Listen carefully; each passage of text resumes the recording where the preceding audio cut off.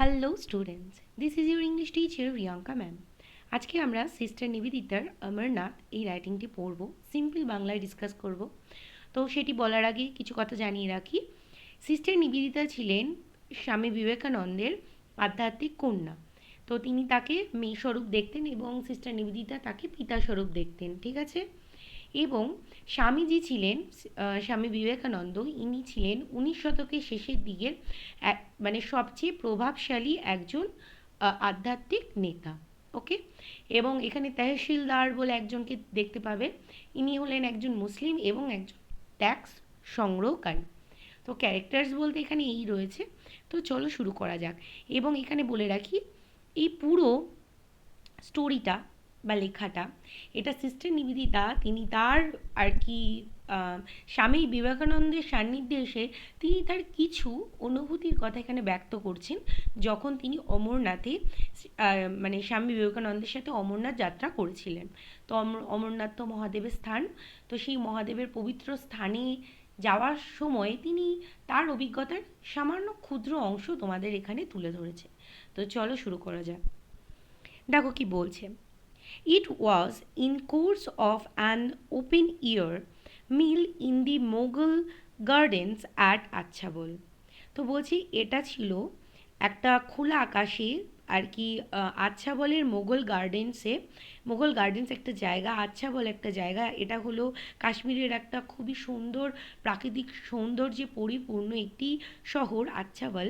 তো বলছে আচ্ছাবলের মোগল গার্ডেন্সে খোলা আকাশের মাঝে আমরা কি করছিলাম, ইট ওয়াজ আ কোর্স অফ ওপেন এয়ার। তো ওখানে আর কি এয়ার মিল মানে খাওয়া হচ্ছিল। তো খোলা আকাশের নিচে আমরা খাচ্ছিলাম।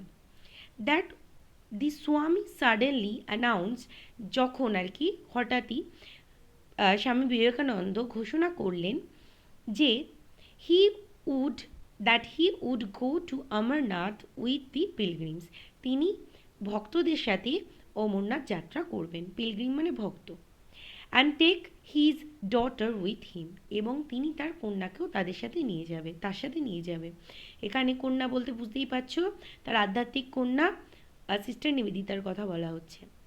উইদিন আওয়ার লিটল পার্টি, মানে আমাদের যে ছোট্ট দল বা সদস্য, তাদের মধ্যে there was too much feeling of delighted congratulations, মানে আমাদের মধ্যে এতটাই আর কি মানে অভিবাদনের উচ্ছ্বাস ছিল। অভিবাদন কেন? কারণ স্বামীজি তাদেরকে সিলেক্ট করেছেন, তাদেরকে বেছে নিয়েছেন সেই পবিত্র যাত্রায় মানে তার সাথে তাদেরকে নিয়ে যাওয়ার জন্য। এই জন্য বলছে যে আমাদের যে ছোট্ট সদস্যের মধ্যে অভিবাদনের আনন্দের উচ্ছ্বাস এতটাই বেড়ে গেল, for any obstacles to be put in the way of the fortunate member. তো বলছে সৌভাগ্য পূর্ণ এই যে আমাদের যে সদস্যগণ, তাদের এই যাত্রায় কোনো বাধাই রইল না, এটা বলছে। ঠিক আছে। Fortunate, why fortunate? কারণ আগেই বললাম যে স্বামীজি তাদেরকে বেছে নিয়েছে তার সাথে যাওয়ার জন্য, it's a big thing for them. তো দ্যাটস ওয়াই উনি এটা বলছেন। তারপরে দেখো কি বলছে। And aided does as well as by the state officer in charge of the journey. Aided মানে সাহায্য করা। তো এই যে এই যাত্রার দায়িত্বে ছিলেন স্টেটের সেই রাজ্যের অফিসার ছিলেন এই যাত্রার দায়িত্বে, তার সাহায্যে preparation went forward for the unique experience. তো এই অভূতপূর্ণ অভিজ্ঞতার জন্য আমাদের আর কি আমরা প্রস্তুতি নেওয়া শুরু করলাম। ঠিক আছে। তারপর দেখো কি বলছে। Kashmir seemed in those week to be full of pilgrims. তো কাশ্মীর তখন দেখে মনে হতো যে ভক্ততে পরিপূর্ণ থাকতো সবসময়, এরকম দেখে মনে হতো কাশ্মীরকে। উই লেফট আচ্ছাবল, আমরা আচ্ছাবল ছাড়লাম, মানে আচ্ছাবল থেকে বেরিয়ে এলাম। And return to our boats at Islamabad, এবার আমরা ইসলামাবাদে আমাদের যে নৌকায় সেখানে ফিরে গেলাম। ফর ফাইনাল অ্যারেঞ্জমেন্টস, মানে শেষ আর কি প্রস্তুতির জন্য। অ্যান্ড এভরিওয়্যার, এবং প্রত্যেক জায়গায়, we saw the March of gathering host মানে পিপল, লট অফ পিপলস। আর এখানে মার্চ মানে হাঁটা, পায়ে হাঁটার কথা বলছে। তো বলছে চারিপাশে অনেক মানুষের পদযাত্রা দেখতে পেলাম। It was all very quiet and orderly and picturesque. তো সিনারিওটা এমন ছিল, মানে এটা ছিল খুবই শান্ত এবং আহ, সুশৃঙ্খলপূর্ণ, মানে শৃঙ্খলপূর্ণ যেটাকে বলে, এবং অর্ডারলি, ঠিক আছে, অ্যান্ড পিকচারাস, মানে একদম মনে হচ্ছে যেন ছবির মতো, ঠিক আছে। 2 or 3 thousand people would encamp in in a field, একটা মাঠে 2 থেকে 3 হাজার জন লোক তারা সেখানে তাঁবু খাটিয়ে থাকতো। And leave it before dawn, এবং ভোর হওয়ার আগেই তারা সেখান থেকে চলে যেত। With no trace of their occupation, তাদের কোনো কাজের চিহ্ন না রেখে, save the ashes of their cooking fires, শুধু সেখানে কি পড়ে থাকতো, সেখানে পড়ে থাকতো রান্নার পরের ছাই। দে ক্যারিড আ বাজার উইথ দেম, তারা তাদের সাথে নিয়ে চলতো একটি বাজার। And at each halting place, এবং প্রত্যেক যে আর কি থাকার জায়গায়, দি পিচিং অফ টেন্টস, মানে তারা মানে তাঁবু খাটাতো, অ্যান্ড ওপেনিং অফ শপস, এবং দোকান খুলতো, and took place with incredible rapidity. তো বলছি, এবং এই কাজগুলো তারা করতো মানে আশ্চর্যপূর্ণ তৎপরতার সাথে। র্যাপিডিটি মানে খুব জলদি জলদি, ওকে। আর ইনক্রেডিবল মানে মানে আশ্চর্যজনক, ঠিক আছে, কল্পনার বাইরে। তো দেখো কি বলছে, organisation appear to be instinctive. তো বলছে যে এখানের যে আয়োজকরা ছিল, তাই এই যে আয়োজন ছিল, আয়োজন অর্গানাইজেশন, এই যে আয়োজনটা, এটা বাকিদের কাছে স্বতঃস্ফূর্ত লাগতো। মানে ইনস্টিংটিভ মানে কি, সহজাত, স্বতঃস্ফূর্ত, যেটাকে সিম্পল বাংলায় বলতে ইউজ টু, মানে এটা দেখে মানুষ অভ্যস্ত হয়ে গেছিলো, ঠিক আছে। তো তাই বলছে যে এই যে আয়োজনগুলো, সেটা দেখে মানুষ সহজাত হয়ে গিয়েছিল। A broad street would run through the middle of one part of camp. তো ক্যাম্পের একটা পাশ থেকে, মানে একটা অংশের পাশ থেকে আর কি, একটা বড় রাস্তা চলে গেছে। And here one could buy dried fruits, milk, dals and rice, এবং এখান থেকে কেউ কিনতে পারে ড্রাইড ফ্রুটস, মানে শুকনো ফল, দুধ, ডাল, চাল, এগুলো। দি টেন্ট অফ দ্য তহসিলদারের এই যে tent, with that of Swami on one side and my own on the other. তো কি বলছে দেখো, বলছে স্বামীজির টেন্ট ছিল, তাঁবু ছিল একদিকে, আর আমার তাঁবু, আমার বলতে সিস্টার নিবেদিতার, তো সিস্টার নিবেদিতার তাঁবু ছিল অন্যদিকে, এবং মাঝে ছিল কার টেন্ট, তহসিলদারের টেন্ট, ওকে।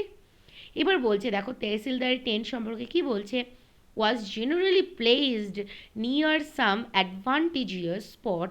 বলছে তহসিলদারের এই যে টেন্টটা, তাঁবুটা একটা মানে এমন জায়গায় ছিল যেটা থেকে একটি সুবিধা ছিল, সুবিধাজনক জায়গা। অ্যাডভান্টেজিয়াস স্পট মানে সুবিধাজনক জায়গা, for the lighting of the evening fire, মানে সন্ধ্যাবেলা যে আগুন জ্বালানো হতো সেই আগুনটা তার টেন্টে পৌঁছাতো, এটা ছিল তার টেন্টের সুবিধা। অ্যান্ড দাস এইভাবে his neighbourhood tended to form a social centre, ঠিক এইভাবে তার আশপাশটা আর কি, আশপাশের জায়গাটা একটা সামাজিক কেন্দ্র হয়ে উঠেছিল। মানে তার বলতে এখানে তহসিলদারের কথা বলা হচ্ছে। There were hundreds of monks of all orders, তো সেখানে হাজারের মতো আর কি সন্ন্যাসীরা ছিল, এবং বিভিন্ন ধরনের সন্ন্যাসী ছিল, ঠিক আছে। উইথ দিয়ার গেরুয়া টেন্টস, তারা তাদের টেন্টসটা কী ছিল, তাদের তাঁবু ছিল গেরুয়া, তো গেরুয়া রঙের তাঁবু নিয়ে সেখানে হাজারো সন্ন্যাসী, বিভিন্ন ধর্মের বলো বা বিভিন্ন ধরনের সন্ন্যাসী সেখানে ছিল। Some no longer than a good sized umbrella, তো মানে কারোর কারোর তাঁবুর সাইজটা, মানে তাঁবুটা দেখতে অনেকটা মানে একটা বড় সড়ো আর কি ছাতার মতো ছিল। অ্যামংস দিস, মানে এদের মধ্যে the Swami's influence appear to be magnetic, তো স্বামীজির যে প্রভাব সেটা একটা চুম্বকের মতো মনে হচ্ছিল। মানে কি, স্বামীজির সান্নিধ্যে সবাই আসার চেষ্টা করছিল, স্বামীজি ছিল সেখানে বিশেষ আকর্ষণ। দ্যাটস এখানে বলছে যে স্বামীজির যে প্রভাব সেটা ছিল একটি ম্যাগনেটিক, মানে চৌম্বকের সমান। The more learned of them swarmed about him at every halting place. তো প্রত্যেক থাকার জায়গায় যারা আর কি একটু শিক্ষিত যে সাধুরা ছিল তারা তাকে ঘিরে থাকতো, তাকে বলতে স্বামীজিকে ঘিরে থাকতো। সোয়ার্ম মানে ঘিরে থাকা। Filling his tent and remaining absorbed in conversation. তো বলছে ফিলিং হিজ টেন্ট মানে তার যে তাঁবুটা ছিল সেই তাঁবুটা পরিপূর্ণ থাকতো, রিমেইনিং অ্যাবজর্ভড ইন কনভারসেশন, এবং রিমেইনিং মানে যারা অবশিষ্ট পড়ে থাকতো, যে সমস্ত সাধুরা মানে তার চারিপাশে ঘিরে থাকতো না বা তারা শিক্ষিত সেরকম ছিল না, সেই সমস্ত সাধুরা কী করতো, তারা আর কি কথোপকথনে যুক্ত হতো, conversation, through out the hours off day light, যতক্ষণ দিনের আলো থাকতো সেই অতক্ষণ, ঠিক আছে। এবং এখানে বলে রাখি এই কনভারসেশন কীরকম কনভারসেশন হবে, আধ্যাত্মিকমূলক কনভারসেশন হবে obviously. The talk on their side মানে তাদের দিক থেকে যে কথাবার্তা, হি টোল্ড আস আফটারওয়ার্ডস, এবং তারপরে তিনি আমাদেরকে বললেন, হি বলতে স্বামীজি বলতেন আমাদেরকে, had been all of Shiva, মানে তিনি শিব মহাদেবকে নিয়েই সব কথা বলতেন। They had remonstrated with him seriously, এবং কখনো কখনো মানে রিমনস্ট্রেটেড মানে আপত্তি জানানো, তো তারা কখনো কখনো গুরুতরভাবে আপত্তিও জানাতো, দে বলতে অল লিসেনার্স, যারা আর কি স্বামীজিকে শুনতেন। হোয়েন হি হ্যাড ইনসিস্টেড, যখন তিনি আর কি প্ররোচিত করার চেষ্টা করতেন অকেশনালি মাঝে মাঝে, on drawing their attention to the world about them, মানে তাদেরকে যদি পার্থিব জগৎ সম্পর্কে তাদের যে দৃষ্টিশক্তি যদি আকর্ষণ করার চেষ্টা করতেন তিনি মাঝে মাঝে, তো তারা কখনো কখনো গুরুতরভাবে আপত্তি জানাতেন। তারা বলতে তার যে শ্রোতারা মানে ওখানকার যে সাধু সন্ন্যাসীরা, ঠিক আছে। তো দেখো কি বলছে, মানে আমি বোঝাই তোমাদের ব্যাপারটা, এই জিনিসগুলো তোমাদের মাথায় ওরকমভাবে ঢুকবে না, লাইন বাই লাইন পড়লে তোমরা ওইভাবে বুঝবে না। বলতে চাইছে যে স্বামীজি যখন পার্থিব জগৎ বলতে কি, দেখো সন্ন্যাসীদের জীবনে ঠাকুর দেবতা এর বাইরে না কিছু নেই, মানে কোনো কানেকশন মানে মানে ফ্যামিলি কানেকশন বলো বা কিছু, এগুলো তাদের কাছে খুবই মোনোটোনাস লাগে, ওকে।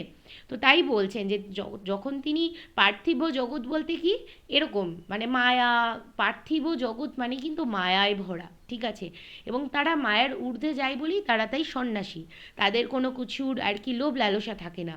তো তাই বলছে তিনি স্বামীজি যদি কোনো সময় তাদেরকে পার্থিব জগৎ সম্পর্কে তাদের দৃষ্টি আকর্ষণ করার চেষ্টা করতেন মাঝে মাঝে, তাহলে তারা গুরুতরভাবে অমত প্রকাশ করতেন, প্রতিবাদ করতেন, ঠিক আছে, কারণ তারা সেই জগৎটা বেরিয়ে এসেছে। আশা করি তোমরা এই লাইনটার মানে বুঝেছো। ইভেন ফরেইনার্স দে আর্জড ওয়ার মেন, এমনকি আর কি যারা আর কি বিদেশিরা রয়েছেন তারাও আর কি আর্জ যুক্তি তর্ক দিতেন, আর্জ ওয়ার মেন, এবং তারাও ছিলেন পুরুষ, ঠিক আছে। Why make such distinctions between swadesh and videsh, তো বলছে এই যে ফরেনার্সরা যারা আর কি যুক্তি তর্ক করতেন তারাও ছিলেন পুরুষ, তারাও ওখানে থাকতেন, ওখানে একজনই মহিলা ছিলেন যে হলো সিস্টার নিবেদিতা। তারপরে এগোই, তো বলছে হোয়াই মেক সাচ ডিস্টিংশনস, মানে এত ভেদাভেদ কেন, বিটুইন স্বদেশ অ্যান্ড বিদেশ, বলছে স্বদেশ এবং বিদেশের মধ্যে এত ভেদাভেদ কেন। Nor could many of them understand the warmth of his love and sympathy for Mohammedanism, Mohammedanism মানে মুসলমান ধর্মকে বলছে। তো বলছে নর কুড মেনি অফ দেম, তাদের মধ্যে অনেকেই বুঝতে পারতো না, দ্য ওয়ার্মথ অফ হিজ লাভ, বলছে তার ভালোবাসা এবং তার সহানুভূতি মুসলমানদের প্রতি, এই ব্যাপারটা তাদের মধ্যে অনেকেই বুঝতে পারতো না। এখানে কার ভালোবাসা কার সহানুভূতির কথা বলা হচ্ছে, স্বামী বিবেকানন্দের, ঠিক আছে। দ্য সেম আদার ওয়ার্ল্ডিনেস মানে আধ্যাত্মিক চেতনার গত দিক থেকে মানে ভাবতে গেলে মানে আধ্যাত্মিক ক্ষেত্রে এটাই যে দ্যাট মেড স্বদেশ অ্যান্ড বিদেশ ইনডিস্টিংগুইশেবল, মানে ইনডিস্টিংগুইশেবল মানে কি, মানে অভেদ্য, যাকে ভেদ করা যায় না, যার কোনো পার্থক্য নেই, ওকে। ডিস্টিংগুইশের উল্টো হলো ইনডিস্টিংগুইশ। তো দেখো কি বলছে, বলছে যে আধ্যাত্মিকগত ভাবতে গেলে এটাই যে স্বদেশ এবং বিদেশ হলো অভেদ্য, ঠিক আছে, এর কোনো ভেদাভেদ নেই। Also prevented this simple souls, মানে প্রিভেন্টেড মানে বাধা দেওয়া, ঠিক আছে। তো বলছে দিস সিম্পল সোলস মানে এই যে সরল যে মানুষজনেরা রয়েছে তারা এই আহ, এই যে এই ভাবনাটাকে তারা আর কি মেনে নিতে পারতো না, তারা বিরোধ করতো। ফ্রম ফর্মালি কনসিভিং অফ ইউনিটি, মানে তারা এই যে একতা, এই একতার যে এই কনসেপ্টটাকে তারা এটাকে মেনে নিতে পারতো না। ইন হুইচ, যাতে হিন্দু অ্যান্ড মহামেডান, এবং তাতে আর কি কী হয়, যাতে হিন্দু এবং মুসলমান ওয়ার বাট রাইভাল এলিমেন্টস, এবং তারা এই জন্য পরস্পর বিরোধী একটা অঙ্গ হয়ে যায়। এখানে এলিমেন্টস মানে জিনিস নয়, এটা হলো অঙ্গ। ঠিক আছে, তো ব্যাপারটা একটু ডিসকাস করি।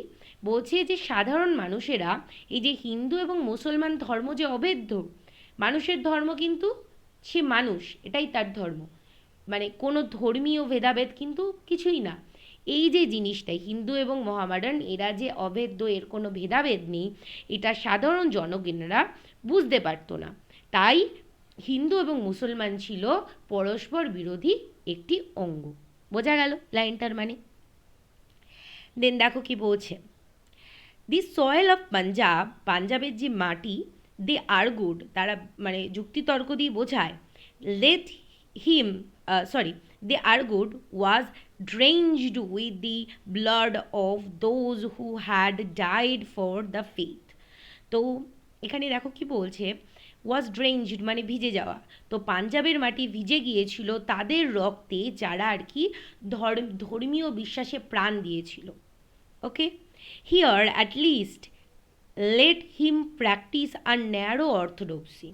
এই যে ধর্মীয় গোড়ামি, অর্থোডক্সি মানে ধর্মীয় গোড়ামি, তো বলছে এই ধর্মীয় গোড়ামিকে হিয়ার এখানে, মানে এখানে আর কি লেট হিম মানে তাকে আর কি মানে এটাকে নিয়ে, এই ধর্মীয় গোড়ামিটাকে নিয়ে চর্চা করতে হয়েছিল। ঠিক আছে, একটু হলেও চর্চা করতে হয়েছিল, ন্যারো অর্থোডক্সি। তো বলছে দেখো, মানে তাকে বলতে কাকে, স্বামী বিবেকানন্দকে। ইন আনসার টু দিস, এরই উত্তরে, as became one who was in fact an anachronism মানে যে সবার থেকে আলাদা, অদ্বিতীয়, ব্যতিক্রম। তো বলছে এরই সাপেক্ষে উত্তর দিতে গিয়ে, যিনি ছিলেন আর কি সবার থেকে আলাদা, কালক্রমী বা ব্যতিক্রমী, the Swami of the future, the Swami made those practical concession of the moment that were expressive of love for the brethren. তো বলছে তাকে সেই সেই চর্চার ক্ষেত্রে, এই ক্ষেত্রে আর কি ওই চর্চার ক্ষেত্রে তাকে একটু বিরত থাকতে হয়েছিল, যেটা তার ভাইদের প্রতি, তার তার আর কি ভাইদের প্রতি ভালোবাসার প্রমাণ দেয়, এক্সপ্রেস মানে প্রকাশ পায়। তো তার আর ব্রিদর্ন মানে ভাতৃগণ, তো তার ভাইদের প্রতি স্বামীজির আর কি ভালোবাসার প্রকাশ পায় এটা, যে সে সেই কনভারসেশনে কিছুটা বিরত ছিলেন। ঠিক আছে, তাই তাই জন্য তো তিনি সবার থেকে আলাদা, ব্যতিক্রমী। ঠিক আছে, লাইনটার মানে আবার একটুখানি গুছিয়ে বলি। এরই উত্তরে, তিনি যেহেতু ছিলেন সবার থেকে আলাদা, ব্যতিক্রমী, তাই তিনি কিছুক্ষণ এই বিষয়ে কিছু মুহূর্ত আর কি বিরত থাকেন, যেটা আর কি তার ভালোবাসা প্রকাশ পায় তার ভাইদের প্রতি। Okay, and drove his principles home to their minds with the greater force and vehemence, এবং যেটা আর কি তার আর কি নিয়ম নিষ্ঠা বলি আদার্সদের মনে, মানে বাকিদের মন অবধি পৌঁছে যায় দ্রুততার সাথে, তীব্রতার সাথে। গ্রেট ফোর্স মানে কি অতি আর কি মানে তীব্রভাবে এবং দ্রুততার সাথে, ভেহিমেন্স মানে খুবই প্রবল। ঠিক আছে, প্রবলভাবে, যেটা আর কি তার ভাবনা চিন্তাগুলো প্রভাবিত করে তার লিসেনার্সদের মাইন্ডকে, মনকে।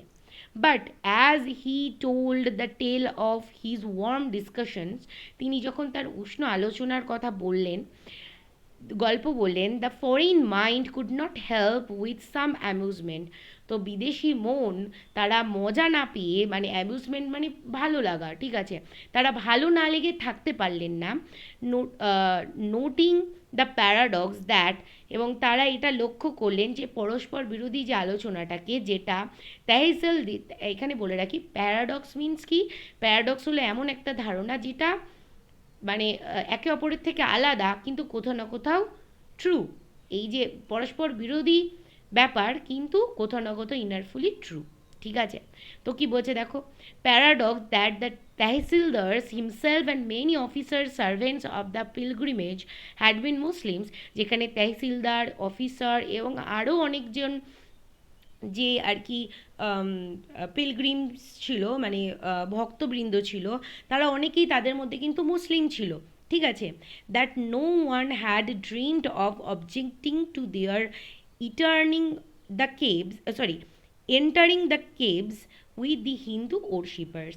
তো তারা কখনো ভাবতে পারেনি যে, মানে তারা কখনো স্বপ্নেই এটা ভাবতে পারেনি যে তারা হিন্দু ওরশিপার, মানে হিন্দু যে ভক্তবৃন্দ ছিল তাদের সাথে তারা যে কেভে প্রবেশ করতে তারা বাধা পাবে। ঠিক আছে, মানে কেভে বলতে অমরনাথ গুহায়, on the ultimate arrival at the shrine, যেটা ছিল সেই মন্দিরের মানে মানে শেষ, মানে চরম আর কি প্রবেশপথ, মানে আসল প্রবেশপথে সেই গুহায় প্রবেশ করতে তারা স্বপ্নেও ভাবেনি যে তারা কখনো বাধা পাবে সেই হিন্দু শরণার্থ মানে ভক্তবৃন্দদের সাথে ঢুকতে। ওকে, মানে যেহেতু একটা হিন্দু মুসলিম একটা কি বলবো, একটা কন্ট্রাডিকশন চলছে সেখানেই তাদের কনভারসেশনের মধ্যে, এবং এটা কোথাও না কোথাও হিন্দু মুসলিমের মধ্যে একটা আর কি তফাৎ রয়েছে, এটা তাদের কনভারসেশনে রয়েছে রয়েছে তো এক্ষেত্রে, এবং কোথাও না কোথাও স্বামীজি কিছুক্ষণ বিরত থাকলেন, তাই জন্য তাদের মনে এই একটা দ্বন্দ্ব উঠলো যে তারা কখনো ভাবেনি যে তারা এই মানে হিন্দুদের সাথে যখন আর কি গুহায় আর কি মহাদেবের দর্শন করতে ঢুকবে সেই সময় তারা কোনো রকম বাধা পাবে। বোঝাতে পারলাম? দেন কি বলছে দেখো, তহসিলদার কেম আফটারওয়ার্ডস, তারপরে তহসিলদার এলেন, indeed with a group of friends, তার বন্ধুদের সাথে, begging formal acceptance by the Swami as disciple, disciple মানে শিষ্য। তো তারা প্রার্থনা করলেন স্বামীজির কাছে তার শিষ্য হওয়ার জন্য, মানে তারা বেসিক্যালি স্বামীজির শিষ্য হওয়ার অনুরোধ করলেন। ওকে, ইন দিস, এবং এইভাবে no one seemed to find anything ইনকং incongruous incongruous or surprising, sorry, incongruous. তো কি বলছে দেখো, বলছে এইভাবেই কেউ আর কি এখানে কোনো অসংলগ্নতা বা আশ্চর্যমূলক কিছু খুঁজে পেল না। ঠিক আছে, মানে যেখানে তারা যদি স্বামীজির শিষ্যত্ব গ্রহণ করে তাহলে তারাও কোথাও না কোথাও হিন্দু ধর্ম অবলম্বী হলো, এই জন্য এখানে কোনো অসংলগ্নতা রইল না। তো আজকের টেক্সটটা আমরা এখানেই শেষ করছি। এটা একটু ডেপথে বুঝতে হবে তোমাদের, তো বেশি লং পড়ালে তোমরা ভিডিওটা বেশি লং হয়ে যাবে। তো যেহেতু আমাকে লাইন বাই লাইন এবং তার ইনার মিনিংটা ডিসকাস করতে হচ্ছে, তো আশা করি তোমরা বুঝতে পেরেছো। যদি কোথাও কোনো লাইনে প্রবলেম থাকে অবশ্যই বলবে, আমি সেই ব্যাপারটা নিয়ে ডিসকাস করব। এবং ভিডিওটি অবশ্যই ভালো লেগে থাকলে একটা লাইক শেয়ার করবে, এবং যারা আমার চ্যানেলে নিউ কামার তাদেরকে অবশ্যই ওয়েলকাম জানাচ্ছি, এবং অবশ্যই আমার চ্যানেলটি একটু সাবস্ক্রাইব করে দেবে এবং বেল বাটনটি প্রেস করতে ভুলো না, যাতে আমার সমস্ত ভিডিওর নোটিফিকেশন সবার আগে তোমার কাছে পৌঁছায়।